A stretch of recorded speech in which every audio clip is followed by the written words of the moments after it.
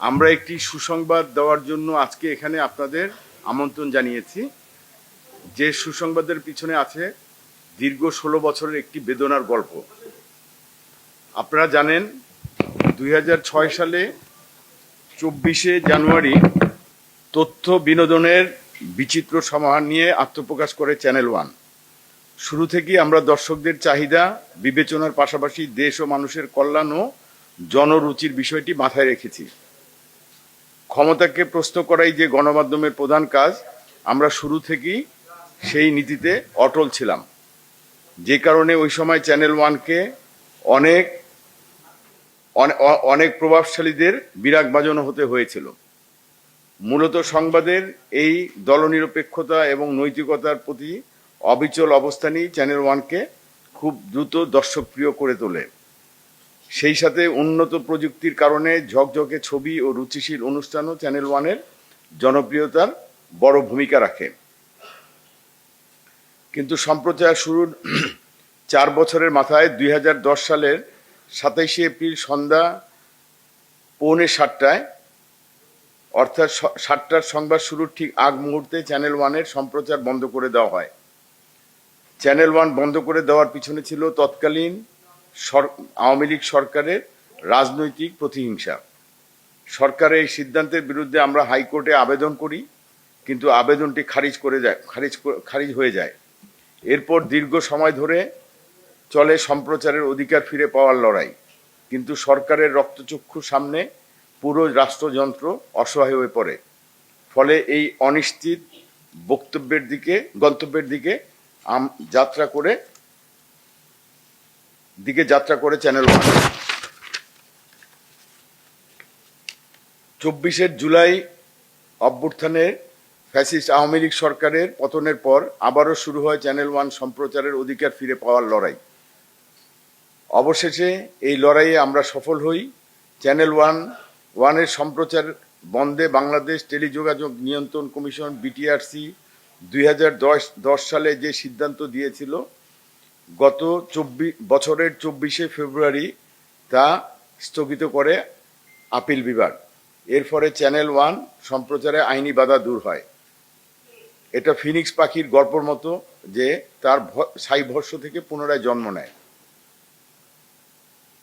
Channel ওয়ানের সত্যি পুনর্জন্ম হয়েছে। 16 বছর অন্ধকার দূর করে আমরা ফিরে আসছি। আগামীকাল 27শে এপ্রিল সোমবার সন্ধ্যা 6:57 পুনরায় বাণিজ্যিক সম্প্রচার শুরু করতে যাচ্ছে চ্যানেল ওয়ান। 27শে এপ্রিল বেছে নেওয়ার কারণ হলো 16 বছর আগে ঠিক এই দিন এই ক্ষণে চ্যানেলটি বন্ধ করা হয়েছিল। অর্থাৎ যেই দিন যেই ক্ষণে বন্ধ, সেই দিন সেই ক্ষণেই আবার ফিরে আসা। পুনঃযাত্রায় চ্যানেল ওয়ান আরো আধুনিক, আরো গতিশীল। প্রথম দফায় চ্যানেল ওয়ান ছিল একটি মিক্স চ্যানেল, কিন্তু এবার চ্যানেল ওয়ান আসছে নতুন পরিচয়ে 24 ঘন্টা সংবাদ চ্যানেল হিসাবে। আগের যাত্রায় আমরা আমাদের সংবাদে যেরকম দলনিরপেক্ষতা, বস্তুনিষ্ঠতা ও সাহসের ছাপ রেখেছিলাম, এবং যে কারণে চ্যানেল ওয়ান দর্শকপ্রিয়তার শীর্ষে ছিল, এবার সেই একই পথে হাঁটবো আমরা। কোনো ধরনের দলীয় আনুগত্য আমাদের সংবাদে স্থান পাবে না। সংবাদের ক্ষেত্রে আমরা থাকবো পেশাদার। সংবাদটি কার পক্ষে গেল কিংবা কার বিপক্ষে, সেটি আমাদের বিবেচনা নয়। আমাদের প্রধান বিবেচ্য সংবাদের শুদ্ধতা। দলমতের ঊর্ধ্বে উঠে আমাদের সংবাদকর্মীরা স্বাধীনভাবে কাজ করবেন। আমরা অতীতে যেমন কারো কাছে মাথা নত করিনি, এখনো ভবিষ্যতে ইনশাল্লাহ করব না। যে আমাদের দেশে আসলে অর্থনীতির প্রাণ হচ্ছে আমাদের ব্যবসায়ীরা, এবং তারা সাধারণত চ্যানেলের সাথে যুক্ত থাকেন এবং তারা বিজ্ঞাপনও দেন। কিন্তু এই যখন একটা অস্বাভাবিক সরকার মাঝে মধ্যে চলে আসে, যেমন বা পরবর্তী, তো তখন সবার আগে ব্যবসায়ীদের উপরে আঘাতটা আসে, এবং ব্যবসায়ীদের চরিত্র হনন সবার আগে শুরু হয়, এবং এগুলি চ্যানেলের মাধ্যমে শুরু হয়। আমার প্রশ্নটাই হচ্ছে যে নিরপেক্ষতা এবং সততার যেই আমি দাঁড়ায় থাকা, সেই জায়গাটায় চ্যানেল ওয়ান আগামী দিনে কতটুকু রক্ষা করবে? বিনিয়োগ তো ব্যবসায়ীরাই করবেন, এবং অন্য চ্যানেলের কথা আমরা বলবো না। চ্যানেল ওয়ানে যারা বিনিয়োগ করেছেন তারা কখনোই সংবাদের ব্যাপারে কোনো রকমের হস্তক্ষেপ আগেও করেননি, এবারও করবেন না, সেই প্রতিশ্রুতি ওনারা দিয়েছেন। কিছুক্ষণ আগে জনাব ব্যবস্থাপনা পরিচালকও এই কথা বলেছেন। ফলে আমাদের যারা বিনিয়োগকারী, আমাদের যারা উদ্যোক্তা, আমাদের যারা কর্তৃপক্ষ, তারা সবসময় স্বাধীন সাংবাদিকতা করার সুযোগ দিয়েছেন এবং এবারও দেবেন বলে প্রতিশ্রুতি দিয়েছেন। আমরা নিশ্চিত আমরা আগের মতোই স্বাধীনভাবে সাংবাদিকতার কাজটি করতে পারব।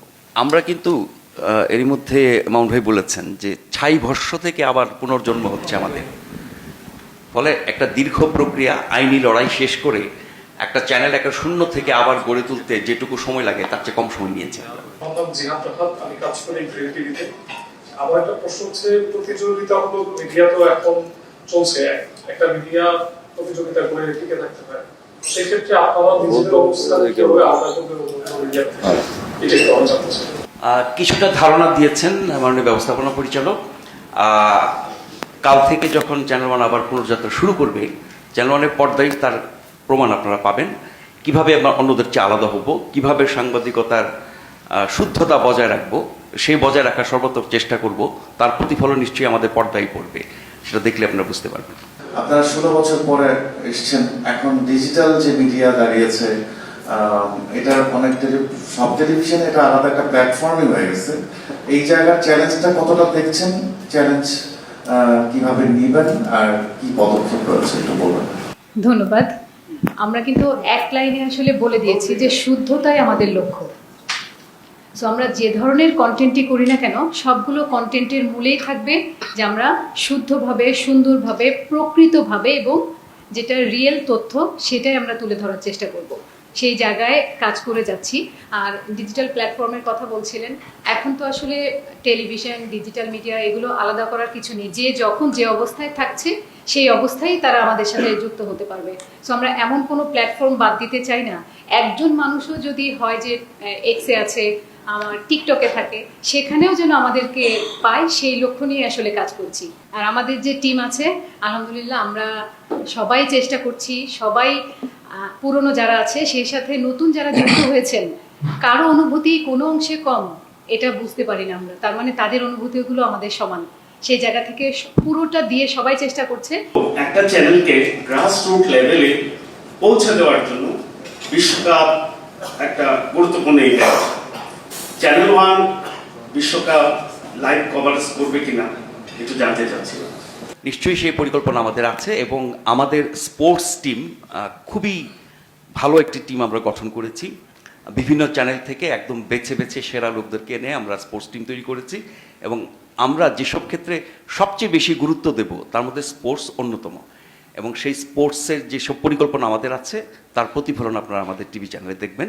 সেটি শুধু ওয়ার্ল্ড কাপ কাভার করা না, দেশি বিদেশি সব ধরনের ইভেন্টের ক্ষেত্রেই। যখন একটা ইনভেস্টিগেশন রিপোর্ট শুরু হয়, সেটা প্রথম শুরু হওয়ার কিছুদিন পরে হয়তো রিপোর্টটা কমপ্লিট করতে পারে না, কোনো একটা কর্তৃপক্ষের চাপে বা কোনো একটা চাপে সেটা রিপোর্টটা কমপ্লিট হয় না, হয় মধ্যপথে সেটা বন্ধ হয়ে যায়, আবার কোনোভাবে রিপোর্টটা কমপ্লিট হলেও সেটা অনিয়ার পর্যন্ত যায়। যদি চড়াই উতরায় পার হয়েও সেটা অনিয়ার হয়ও, একটি নিউজ দেখার পরে সেটা পরবর্তী নিউজে আর থাকে না। একটি নিউজে দেখার পরেও যখন ইউটিউব বা ফেসবুকে যায়, একবার দেখার পর ঘন্টাখানেক পরে সেই রিপোর্টটি সরিয়ে ফেলা হয় বা ডিলিট করা হয়। সম্প্রতি একটি বেসরকারি টিভি চ্যানেলের একটি ইনভেস্টিগেশন রিপোর্ট প্রশ্ন ফাঁসের উপরে, সেটি একবার অনিয়ন হয়েছে এবং ঘন্টাখানেক পরে তাদের যে পেজ বা ইউটিউব চ্যানেল থেকে সরিয়ে ফেলা হয়। তো এই ধরনের চাপ বা এই ধরনের প্রতিবন্ধকতা আপনারা আসলে কিভাবে সামলাবেন? ধন্যবাদ। খুবই ভালো প্রশ্ন। এটাই আমাদের চ্যালেঞ্জ। সাংবাদিকতার যত রকমের চ্যালেঞ্জ মোকাবেলা করতে হয় তার মধ্যে এটি একটি। বাংলাদেশে এই চ্যালেঞ্জ অনেক বেশি।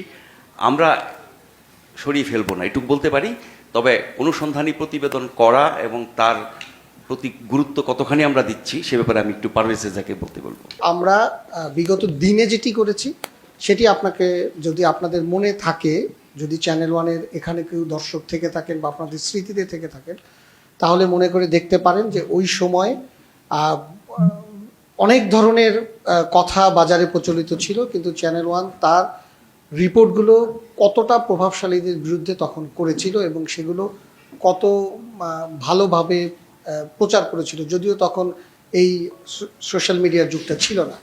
আমরা আমাদের এবারের আমাদের পরিকল্পনায় শুধু আলাদা শো রাখিনি, যারা দর্শক আছেন, পুরনো দর্শক, নতুন দর্শক, বা বাংলাদেশের দর্শক যারা আছেন, নতুন একটি এত চ্যানেলের ভিড়ে এই যে নতুন একটি চ্যানেল আসছে, তারা আদৌ কি কিছু করবে, নাকি আরেকটি অপুষ্ট শিশু জন্ম নেবে চ্যানেলের, বা অপুষ্ট চ্যানেল জন্ম নেবে, সেটি হবে কিনা দেখতে পারবেন তার সংবাদের মাধ্যমে। কারণ আমরা প্রথম দিন থেকেই ইন ডেপথ স্টোরি বলতে যা বোঝায় আমরা বুঝি, আমরা যেটা শিখেছি জেনেছি সেরকমই আপনারা প্রতিটা বুলেটিনে পাবেন বলে আমরা আশা করছি। ভালো লাগা বা ভালোবাসাটা এটা তো আপেক্ষিক বিষয়, সেটা আপনারা নিশ্চয়ই আগামীকাল থেকে সেটি নির্ধারণ করতে পারবেন বলে আশা করি। ধন্যবাদ। বিগত সরকারের রোশনালের পরে এই চ্যানেলটা বন্ধ হয়ে গেছিল, এরকম আরো কয়েকটা চ্যানেল আমরা দেখেছি বন্ধ হয়ে গেছে। তো আমরা সব জায়গাতেই দেখি যে এখন গণমাধ্যম কর্মীদেরকে এক ধরনের ট্যাগ দেওয়া হয়, কখনো লীগ, কখনো জামাত, কখনো বিএনপি। তো চ্যানেল এবং নিয়োগের ক্ষেত্রেও এই জিনিসটা ফলো করে। আপনারা কি সব মতাদর্শের লোককেই নিয়োগ দিবেন, নাকি নির্দিষ্ট কোনো মতাদর্শের লোকদের নিয়োগ দিচ্ছেন? আমরা নিয়োগের ক্ষেত্রে রাজনৈতিক মতাদর্শ বিবেচনা করি না, আমরা বিবেচনা করি সাংবাদিক হিসেবে, সংবাদকর্মী হিসেবে, বা চ্যানেলের অন্যান্য বিভাগে, সম্প্রচার বিভাগ আছে, প্রশাসনিক বিভাগ আছে, সব ক্ষেত্রেই যোগ্য, দক্ষ এবং চ্যানেলের জন্য ভালো কাজ করতে পারবেন সেরকম লোকজনকে আমরা নিয়োগ দিয়েছি এবং ভবিষ্যতে আমরা এই নীতি অনুসরণ করব। জনবল নিয়োগের ক্ষেত্রে আরেকটা তথ্য যোগ করি, আমরা বিভিন্ন চ্যানেল থেকে বেছে বেছে যোগ্য কর্মীদেরকে যেমন নিয়োগ দিয়েছি, একই সাথে আমরা একটা বড় নতুনদের একটা টিম তৈরি করেছি যারা একেবারেই নতুন, মাত্র বিশ্ববিদ্যালয় থেকে পড়ে বের হয়েছেন বা পড়াশোনা এখনো করছেন শেষের দিকে। তাদেরকে বেছে নিয়ে তাদেরকে প্রশিক্ষণ দিয়ে তৈরি করে আমরা আমাদের সংবাদ টিমে যুক্ত করেছি। ধন্যবাদ চ্যানেল ওয়ানের কর্তৃপক্ষকে এবং আমাদের চ্যানেল ওয়ানের সম্মানিত ব্যবস্থাপনা পরিচালক মহোদয় সহ আমাদের চ্যানেল ওয়ানের পরিচালকবৃন্দ এবং সামনে উপস্থিত আমাদের প্রিয় সাংবাদিকবৃন্দ এবং সুধীবৃন্দ, আসসালামু আলাইকুম। আপনারা আমাদের আজকের অনুষ্ঠানের ডাকে সাড়া দিয়ে আমাদের এখানে এসে আমাদের সাংবাদিক সম্মেলনের বক্তব্য শুনে এবং আমাদেরকে সহযোগিতা করার জন্যে আপনাদের সর্বস্তরের সকলকে চ্যানেল ওয়ানের পক্ষ থেকে আন্তরিক মোবারকবাদ জানাই। এবং আমরা ইতিমধ্যে বলেছি যে আমাদের চ্যানেল ওয়ান আগে নাম্বার 1 ছিল এবং সামনেও আমাদের চ্যানেল ওয়ান ইনশাল্লাহ নাম্বার 1 থাকবে। আমাদের কার্যকারিতা, আমাদের বস্তুনিষ্ঠ সঠিক সংবাদ পরিবেশন করার মাধ্যমেই, এবং আমরা চ্যানেল ওয়ানে যে ইনভেস্টমেন্ট করছি, আমরা ব্যবসায়ী হিসাবে আসছি, আমরা কয়েকজন আমরা যারা আছি, আমাদের নির্দেশ থাকবে যে আমাদের চ্যানেল ওয়ান যাতে বাংলাদেশের মধ্যে আমাদের ব্যবহারে, আমাদের সংবাদে, আমাদের বিভিন্ন পাঠকরা যাতে আনন্দ পায়, সেই উদ্দেশ্য নিয়ে আমরা আসছি। আশা করি আপনারা সকলে আমাদেরকে সহযোগিতা করবেন এবং আমরা যাতে এই চ্যানেল ওয়ানকে দেশের সকল সংবাদগুলো সুন্দরভাবে পৌঁছাইতে পারি এবং দর্শকরা যেন আমাদের চ্যানেল দেখে আনন্দ উপভোগ করতে পারে, সেই আশা ব্যক্ত রেখে আপনাদের সকলের সহযোগিতা কামনা করে আমি আজকের মতন আমাদের এই অনুষ্ঠান সমাপ্তি ঘোষণা করছি। ধন্যবাদ আপনারা সকলকে। আসসালামু আলাইকুম।